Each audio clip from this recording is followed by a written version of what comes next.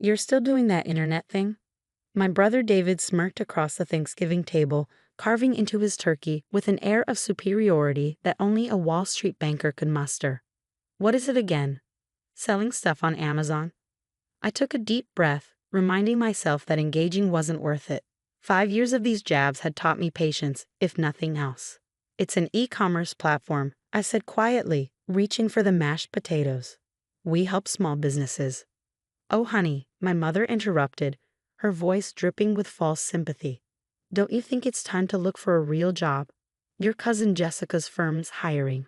My name is Olivia Walker, and for the past 5 years, I've been building what would become one of the most successful e-commerce platforms in the country. Not that my family would know it, to them, I was just their wayward daughter who'd thrown away a promising career in finance to play on the internet.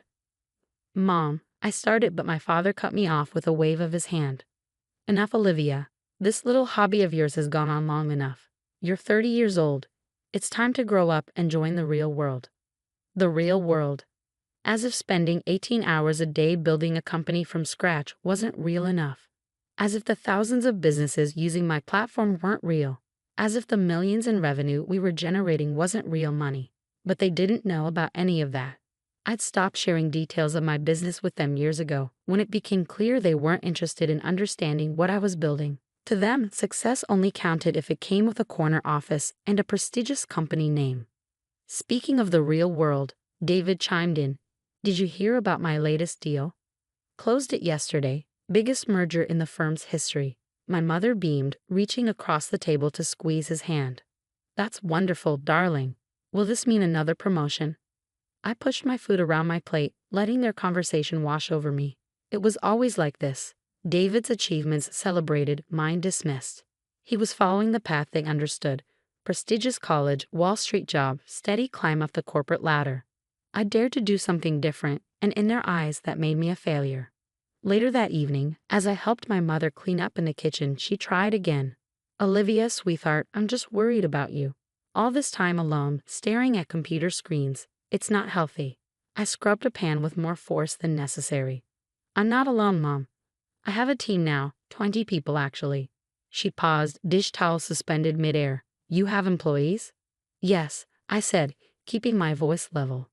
We moved into a real office space last month. For a moment, I saw a flicker of interest in her eyes.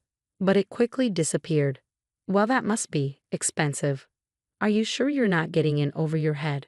And there it was, the constant doubt, the assumption that I couldn't possibly know what I was doing. I'd stopped telling them about my successes because their response was always the same. Concern, skepticism, and thinly veiled disapproval. I'm managing fine, I said shortly, putting the last dish in the drying rack. I should get going. Early meeting tomorrow. Meeting? My father scoffed from the doorway. With your computer? I grabbed my coat and purse, fighting back the urge to tell him exactly who my meeting was with, one of the largest venture capital firms in Silicon Valley.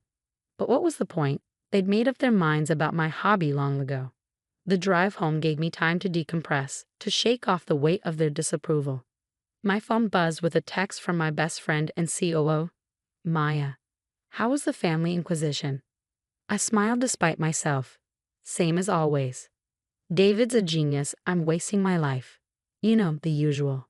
If they only knew, she replied. Can't wait to see their faces when the news breaks. Ah yes, the news. The thing I'd been sitting on for weeks now, wanting to tell my family but knowing they wouldn't understand its significance. The Forbes article was scheduled to come out in less than a month, featuring our company in their annual 30 Under 30 list. But it wasn't just that. They were doing a full profile on our Me2Work rise in the e-commerce space. I pulled into my driveway, my modern townhouse a stark contrast to the modest suburban home I just left. Another sign of success I kept quiet about. My family still thought I lived in my starter apartment, barely making ends meet. Inside, I kicked off my heels and settled onto my couch, opening my laptop to check the day's numbers. Even on Thanksgiving, our platform never slept. The dashboard showed over $500,000 in transactions processed just today, a slow day given the holiday. 5 years ago, this had all been a dream. I was working 60-hour weeks at a prestigious financial firm, doing exactly what my parents wanted, and feeling completely unfulfilled. The idea for my platform came from watching small business owners struggle with online sales. They needed something simpler, more intuitive, more integrated than what was available. I started building it nights and weekends, learning to code through online courses, piecing together the foundation of what would become Walker Commerce. When I quit my job to pursue it full-time, my family thought I was having a mental breakdown. "She's throwing away everything she's worked for," I overheard my mother telling her friends. And for what? Some website. Those early days were brutal. Living on savings, working from my tiny apartment, dealing with endless technical challenges and skeptical potential clients. But slowly, steadily, it started to work. Small businesses signed up. The platform grew. Revenue started trickling in. I hired Maya first, my old college roommate who'd been quietly cheering me on from the beginning. She left her corporate job to join me, believing in my vision when even I had doubts. Together, we refined the platform, expanded our services, and started building a real company. My phone buzzed again. An email from our lead developer about a new feature launch. I responded quickly, then noticed another message from our PR team about the upcoming Forbes piece. They wanted to schedule a photo shoot next week. A photo shoot for Forbes magazine. Sometimes it still felt surreal. The next morning, I was in our office early as usual. The space was modern and open, with exposed brick walls and huge windows, a far cry from the corporate cubicles my family thought represented success. Our team would be in later, but I liked these quiet moments to focus on strategy. "You're here early," Maya said, walking in with 2 cups of coffee. She handed me one, settling into the chair across from my desk, still recovering from family fun. I took a grateful sip, just the usual drama. Dad asked if I was still doing that internet thing. Maya rolled her eyes. "As opposed to what he's doing, running the same insurance agency his father started 50 years ago." "Hey," I protested weakly, "that's a real business." "Right," she laughed, "because helping thousands of small businesses succeed isn't real enough." She had a point. Our platform had processed over $100 million in transactions last month alone. We'd helped countless small businesses survive and thrive during the pandemic by giving them easy access to online sales. Our latest valuation put us at just over $500 million. But try explaining that to people who thought success meant wearing a suit and sitting in meetings all day. "The Forbes piece comes out in 3 weeks, Maya reminded me. "Have you decided how you're going to tell them?" I sighed, leaning back in my chair. "I was thinking of just letting them find out when it publishes. Is that petty? After 5 years of them dismissing everything you've built?" "No, it's not petty. It's karma." Our conversation was interrupted by the arrival of our development team, eager to show us the latest platform updates. Soon the office was buzzing with activity. Designers collaborating on user interface improvements, customer service reps helping clients optimize their stores, marketing team members planning our next campaign. This was my real world. A thriving company built from nothing but an idea and relentless determination. Every person here believed in what we were doing, understood the vision I had from the beginning. Unlike my family, they didn't need to see my name in Forbes to know we were building something extraordinary. Later that afternoon, I had a video call with our newest board member, a veteran tech entrepreneur who'd invested in our latest funding round. "The numbers look fantastic," he said, reviewing our monthly report.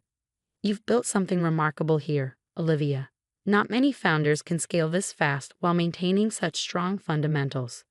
I smiled, remembering my father's dismissive comments about my little hobby. "Thank you," I said. "We're just getting started." Indeed, the Forbes piece should help with visibility. Have you thought about how this might change things? I had thought about it, probably more than I should have. The article wouldn't just announce our inclusion in the 30 under 30 list. It would detail our growth, our valuation, our impact on the e-commerce landscape. It would make public everything I'd kept quiet about for years. "I'm prepared for the attention," I assured him.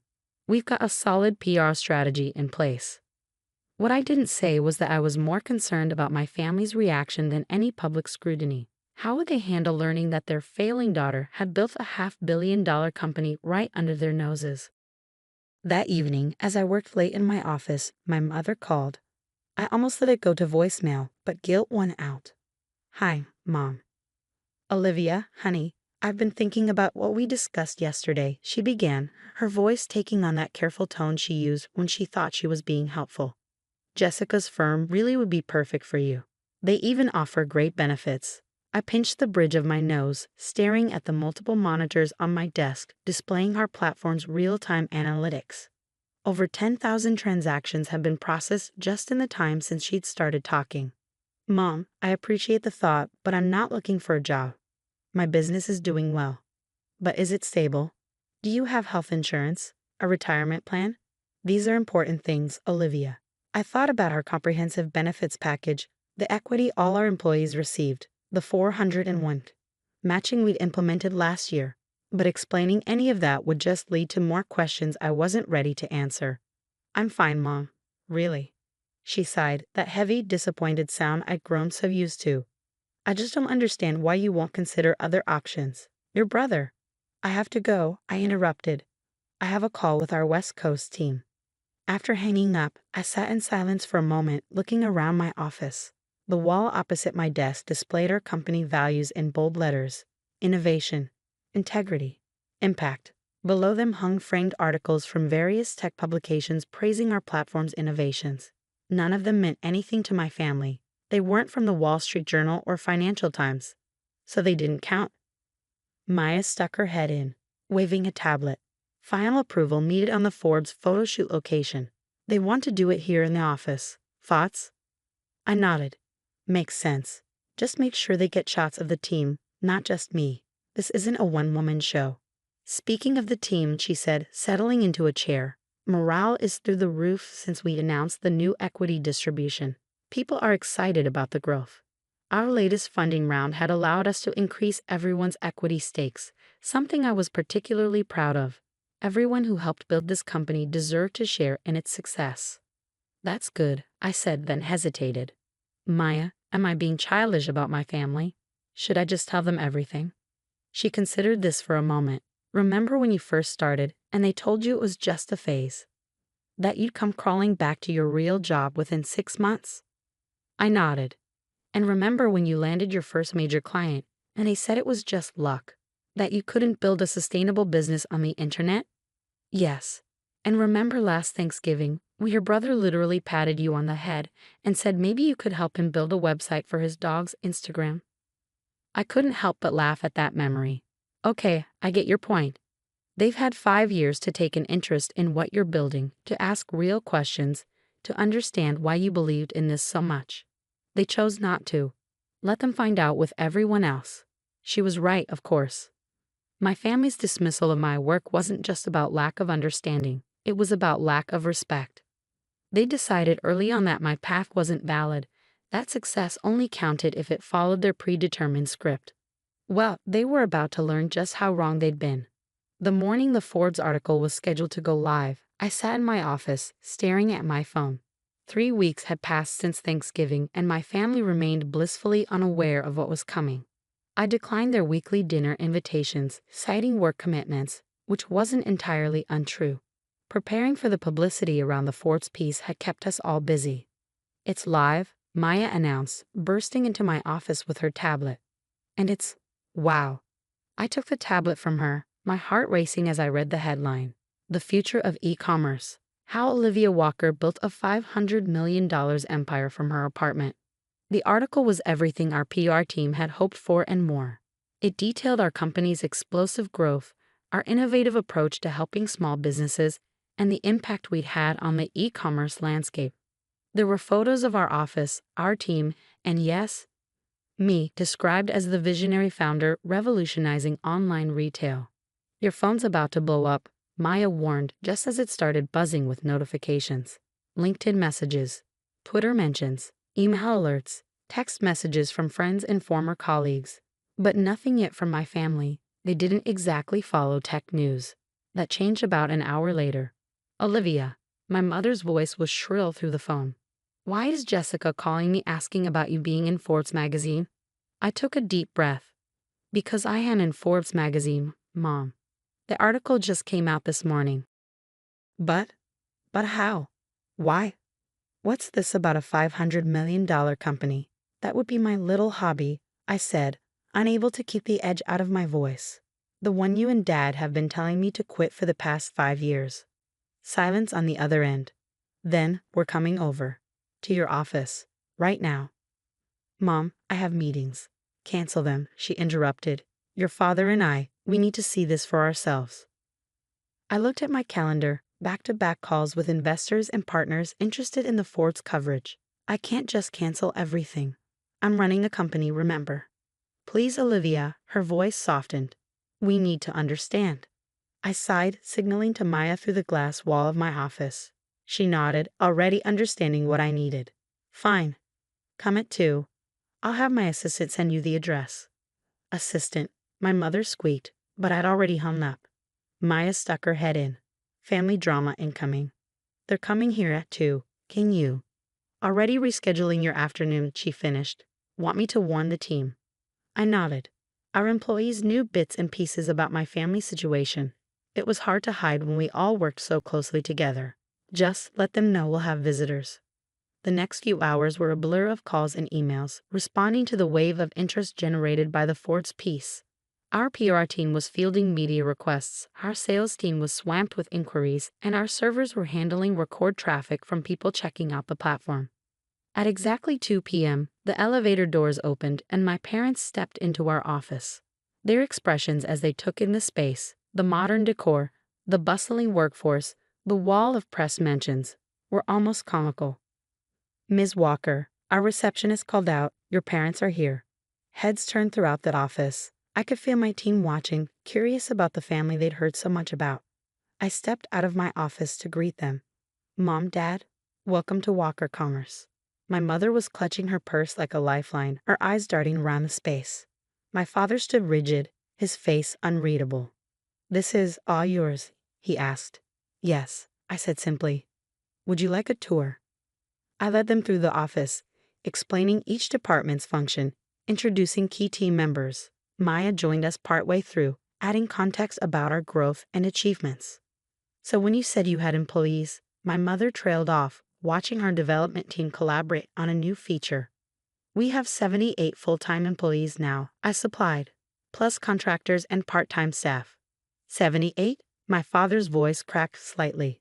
We ended up in my office, where I gestured for them to sit. The Ford's article was still open on one of my monitors, and my father's eyes locked onto it. $500 million, he said quietly. Your company is worth $500 million. As of our last valuation round, yes. I sat behind my desk, feeling strangely calm. That was 2 months ago. Given the Ford's coverage, it's probably higher now. My mother was shaking her head slowly. But? How? When? Why did you tell us? When would you have listened? I asked. When I started the company, you told me I was throwing my life away. When I landed my first major clients, you told me it was just luck. When I hired my first employees, you worried I was getting in over my head. We were concerned, my father defended. The internet, it's not stable. We wanted you to have a real career. This is a real career, Dad. Look around you. This is as real as it gets. Just then, Maya knocked and entered with a tablet. Sorry to interrupt, but you need to see this. CNBC wants to do a live interview tomorrow morning. I glanced at the email she was showing me. Book it and get PR to prep a briefing. My parents watched this exchange with wide eyes, seemingly struggling to reconcile this version of me, the CEO, the decision maker, with their image of their failing daughter. All this time, my mother said softly, when we thought you were struggling, you were building this. Yes, Mom. All those family dinners where you pushed job listings at me. I was already employing dozens of people. All those times you worried about my stability. I was raising millions in venture capital. All those moments you compared me to David. I was building something bigger than his entire firm. My father flinched at that. Olivia. You didn't believe in me, I finished. You didn't even try to understand what I was doing. You just decided I was failing because I chose a different path. That's not fair, he protested. We wanted to protect you. No, I said firmly. You wanted to control me. You wanted me to follow your definition of success. But look where I am now. I did this my way, without your support, without your approval, without your help. My mother was crying silently now, dabbing at her eyes with a tissue. My father looked lost, his usual confidence shattered. I think, he said slowly, we owe you an apology. Several, actually, Maya muttered from the doorway. I shot her a look, but couldn't help smiling. Why didn't you tell us? My mother asked again. About any of this? I leaned back in my chair, considering the question. Would it have changed anything? Would you have suddenly understood what I was building? Would you have stopped pushing me to get a real job? They exchanged glances, unable to answer. That's what I thought, I said. I stopped telling you about my successes because you'd already decided I was failing. Nothing I said would have changed your minds until something like this.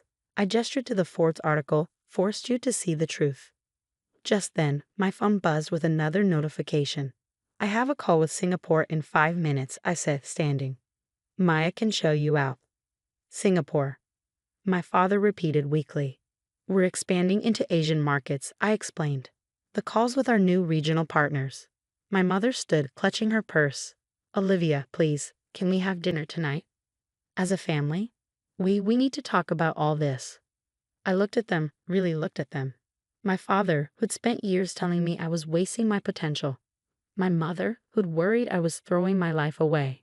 They looked smaller somehow, their certainty about the world and their place in it shaken. I can't tonight, I said. We're having a company celebration for the Forbes piece. But maybe this weekend. They nodded, accepting this small concession. As they turned to leave, my father paused at the door. We were wrong, he said quietly. About everything. I hope you can forgive us. After they left, Maya returned to my office. Well, that was intense. I laughed, but it came out shaky. 5 years of dismissal and doubt, ended by one magazine article. Not just any article, she corrected. A Forbes profile about the $500 million company their failing daughter built while they weren't paying attention. That evening, at the company celebration, I looked around at my real family, the team that had believed in me, worked with me, helped build this dream into reality.